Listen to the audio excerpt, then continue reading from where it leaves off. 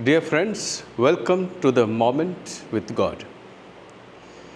Today we celebrate the Queenship of the Blessed Virgin Mary, just 1 week after the solemnity of her Assumption into heaven. The Church places these two feasts side by side.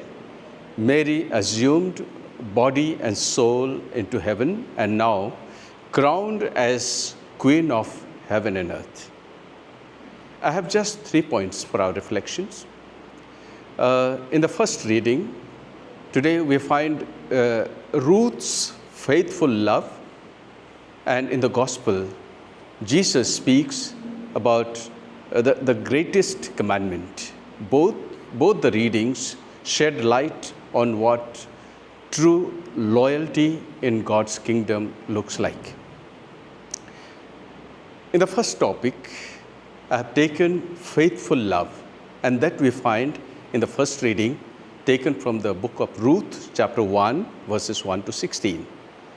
The first reading introduces us to Ruth, a foreign woman. After the death of her husband, she could have easily gone back to her own family. Instead, she chose to stay with her mother-in-law, Naomi, saying, "Where you go, I will go. Your people will be my people, your God, my God." This is not just loyalty, it is an act of courage and selfless love. It mirrors Mary's own yes to God at the Annunciation.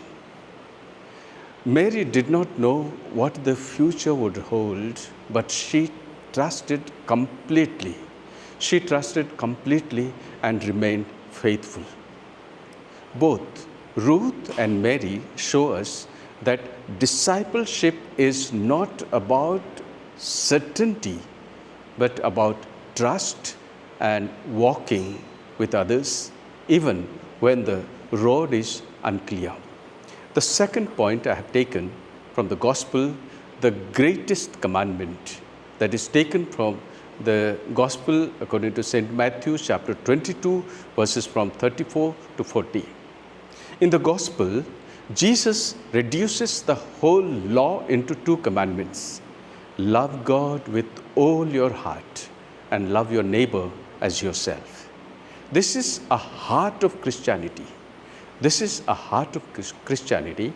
Mary's queenship is not about glory. Mary's queenship is not about thrones or crowns of gold. It is about living this double love perfectly. She loved God with all her being, and she loved her neighbor with total compassion, whether it was rushing to serve Elizabeth, caring for the young baby Jesus, or standing at the foot of the cross. Her greatness lies in love. Mother Mary's greatness lies in love. That is why she is crowned